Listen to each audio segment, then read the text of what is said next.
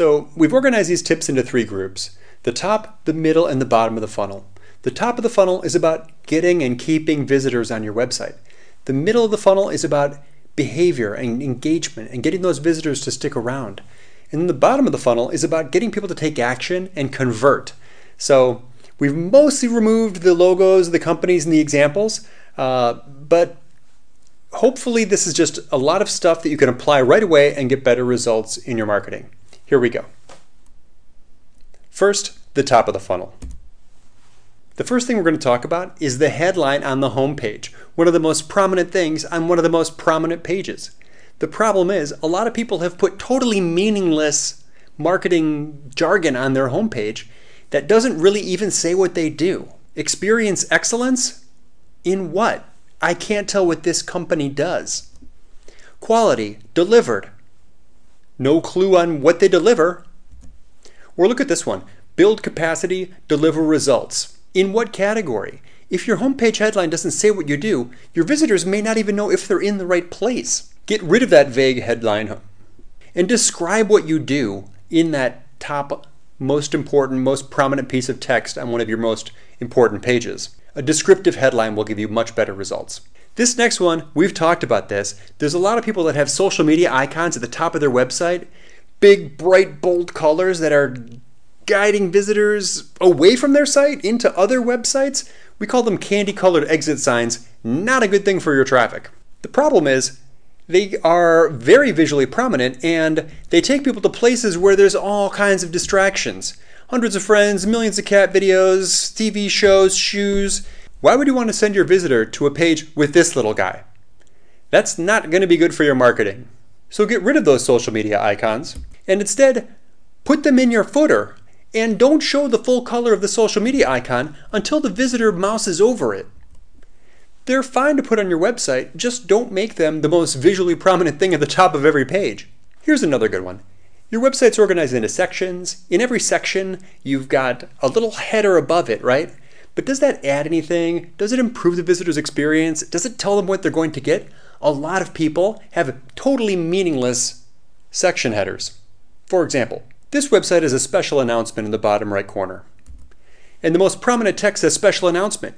But why not just make the announcement itself the most prominent text here? The All-Instant Membership Program. Great. Just say that in the headline.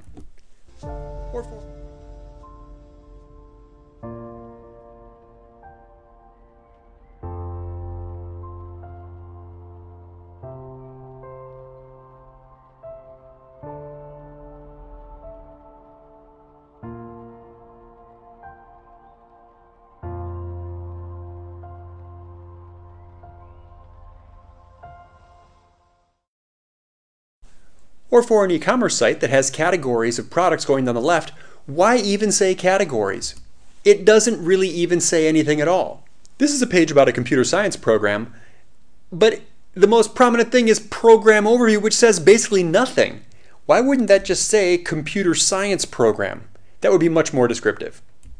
So remove those meaningless section headlines and instead write descriptive headers. Or just remove the header completely. Every time you remove something, it makes everything that's left more visually prominent. If you've got a blog like I do, where you're just putting out helpful, useful, practical advice that isn't really timely, you don't need to put any dates on your blog at all. If it doesn't go out of date, don't put a date on it. Here's an example. I was about to share this article on my way to South by Southwest and then noticed that it's got an older date on it. That doesn't really help them at all. It just indicates to people that the content is old. You'd be much better off by simply removing the dates from your blog if you publish evergreen content. Here's another one that worries me. A lot of people embed videos from YouTube on their website, but they don't take the time to remove the suggested videos that play at the end. It happens all the time. Let's look at an example. It's a food website, they've got recipes. Down there I can click on a embedded YouTube video about bacon quesadillas. And great, I'm learning how to make basic quesadillas look delicious. Now when the video is done playing, I see all these suggested videos, including, hold on a minute, what's that woman doing in the bikini on the far right? Let's click on that. Whoa, now I'm watching a woman in a bikini make some other type of food that's not related at all to the brand while I'm on this company's website. This happens all the time. It gets worse. Now I'm seeing an ad for one of their competitors on their own website. Go look at your website and make sure you don't have suggested videos that are playing at the end. Take those suggested videos off. Here's what to do instead. Uncheck the Show Suggested Videos box when you grab that embed code from YouTube. Here's how to do it. When you're going to embed a video, you go to the video on YouTube and click Share. Next, there's a little button that says Embed. When you click on Embed, you get the embed code right there at the top. But also you have to go look down and see that there's a checked box that says Show Suggested Videos when the video finishes. You need to uncheck that Show Suggested Videos box. Now grab the embed code and put it into your website. Now let's look at the middle of the funnel. These are things that you can remove from your website that will keep visitors more engaged. This is a big problem. A lot of people are still using long blocky paragraphs on the internet. That is totally insensitive to how people want to use websites, right? People are scanning, they're scan readers. We've got to slow them down by breaking up our content to make it more easily scanned. If you've got long paragraphs on your website, do not expect people to read them. You're just not being sensitive to how the internet is used. Look at this paragraph. That is terrible marketing. It is just a giant block. I mean, really, who would ever dive into this? Compare these two options. On the left, we've got long, blocky paragraphs. On the right, we've broken them up so that no paragraph is too long. Get rid of those long, blocky paragraphs on your website. Simply break up the content, add white space, give the reader's eyes a rest. Never write a paragraph longer than 3 or 4 lines, and use all kinds of other formatting however you can. Subheadings, bullets, bolding, italics, numbered lists, internal links, and multiple images. This makes your content much more sensitive to how people want to see web pages. You and me included. Now there's a time and place for stock photos, but there's no time and no place for stock photos of people. I'm sorry. It's just totally inauthentic and people can smell it a mile away and it's really bad for your website. So if you've got stock photos of people on your website, you need to take those off of there. The shaking hands, it's gotta go. Yay, people around a laptop. Obviously not the people in your company. Woman in foreground, blurred people in conference room. It just doesn't add anything to your website. The ambiguously ethnic family. Woman eating salad. Remove all of those stock photos of people from your website, please. And instead, use pictures of real people. You've got a camera in your pocket. And authenticity is way more important than production quality. Press releases, also a good thing to remove from your website, because they're just not really built with the web in mind. Let's break it down. Take a typical press release. First of all, it starts with this for immediate release thing, like, what, as if your visitors aren't sure when they're supposed to read this? That doesn't make any sense for a website at all. And then we move on to the totally me-focused topic, right? That is also kind of insensitive web marketing because it just talks about yourselves. They often have long, blocky paragraphs, which are not how people want to use the web, right? We talked about this, not good for scan readers. And then you get to this big block of About Us content, which is totally redundant with your About section. And then finally, it's almost funny. They often end with a link back to the website where we already are. I mean, that just doesn't really make any sense, right? This is insensitive. This is not good content for a website, for the internet.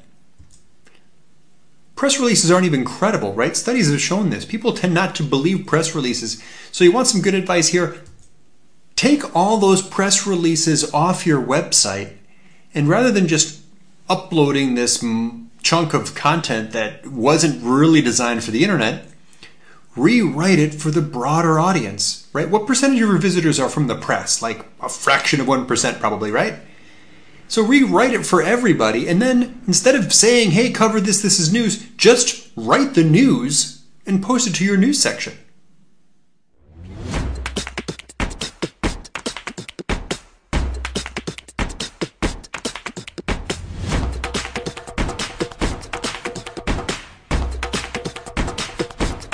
Just do it!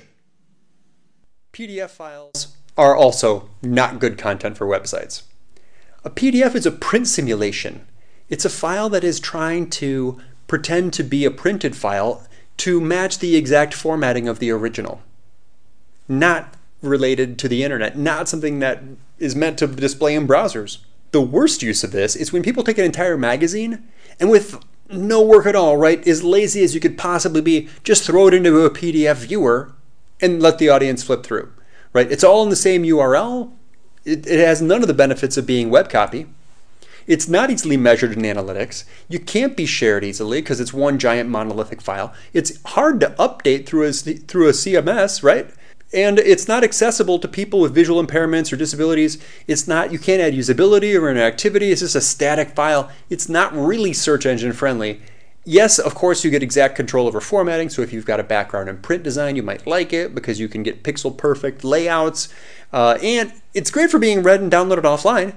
That's the main reason to use a PDF. It should be viewed as an alternate format for content.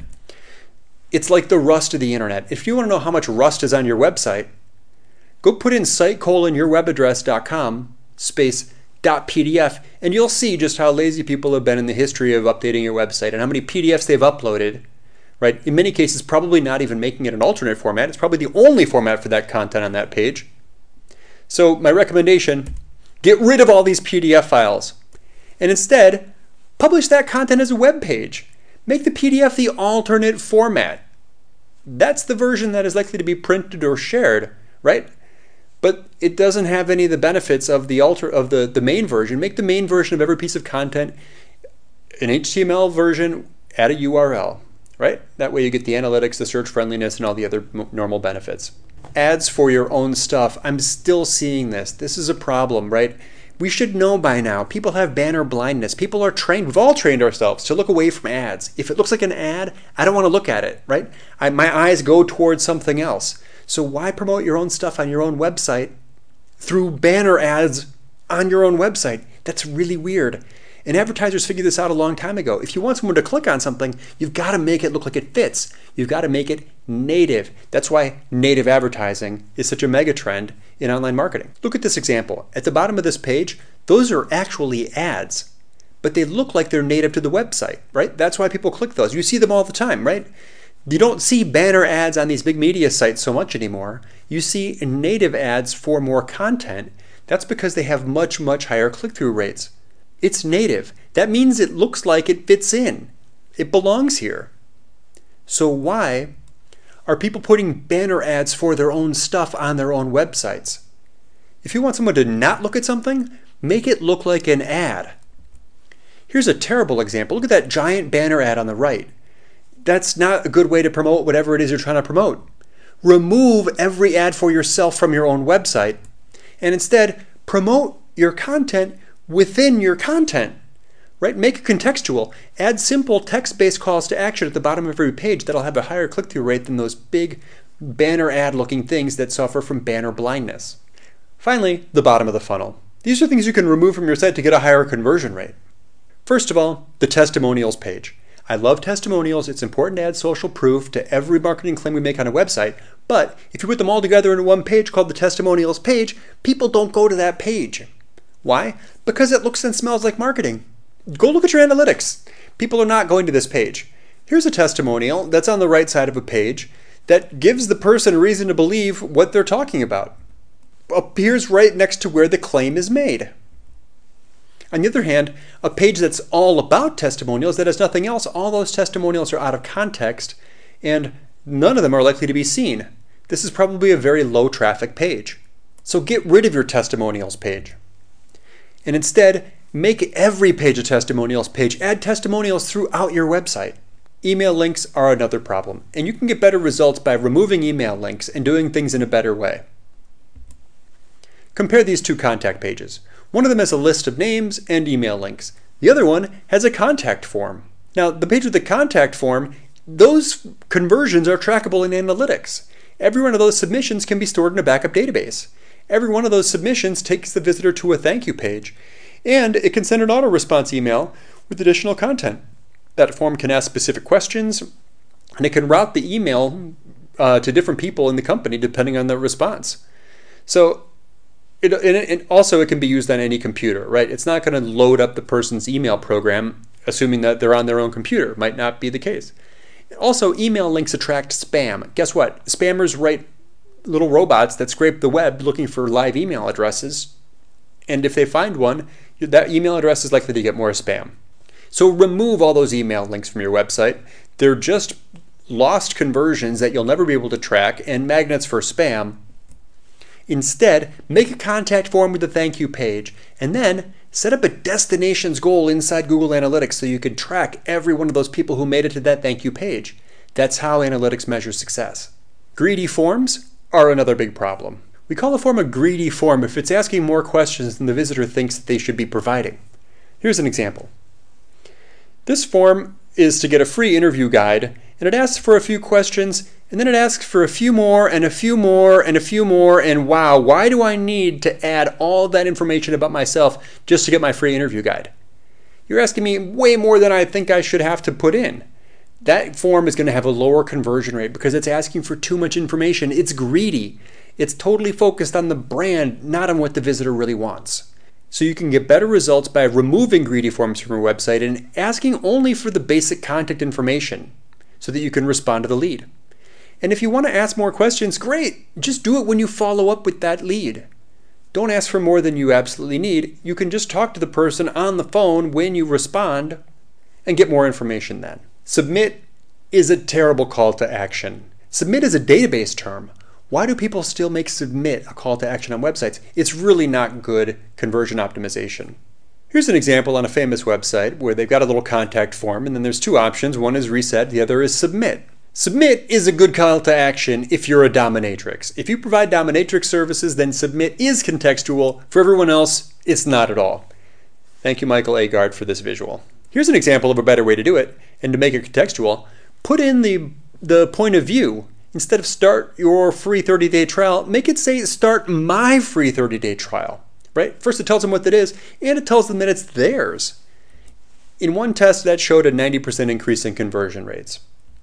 Here's another one that's contextual. It doesn't say submit, it says create the account, right? And when he added get started, create account to get started, he got a 31% increase in conversion rates. Just think of how big these numbers are. Imagine what a 30% increase might mean to the lead flow for one of these companies, right? It's a very big thing. It makes a big difference. The text that you put in these calls to action can have a dramatic impact on results. So remove the submit button from your website. And instead, use meaningful calls to action that highlight the benefit. What does the person get by actually clicking that button? And whenever possible, use descriptive action words. Submit is not a descriptive action word. It's a database. It's a programming term. One final thing you could remove from your website, it's the dead end that is probably there on your thank you page. A lot of people have thank you pages that say nothing more than thank you. And it's a dead end. You're not giving them anything else, right? You just dropped them off, and now you might as, if this is all you're going to say, you might as well have it say goodbye or even go away. Because that's what you're telling them to do. You're telling them to leave your website, right? That first touch point where they finally reached out to connect with your brand, you gave them nothing. So why not change it to give them something, or at least offer? On our website, when we added this little call to action at the bottom of the thank you page after someone becomes a lead, to have them sign up for the newsletter, right? Hey, we give our best advice away every 2 weeks. Just add your email address and click submit. Last year, we got 377 newsletter subscribers from that little form. Thank you, right? We at least gave them something else. So don't make your thank you page a dead end. Give them a subsequent action. A lot of people are very likely to take that call to action because, after all, they're interested in connecting with you. So what to do instead? Give the visitor another possible action. Give them a subsequent call to action that they can take, right? This person is very likely to take another action. After all, they're interested in connecting with you. And while you're at it, go find and fix every dead end on your website. Scroll down to the bottom of every page. How many dead ends do you have? How many places are there on your website where it just stops and you give them nothing more that they can do, right? Get rid of every dead end on your website and keep those visitors flowing.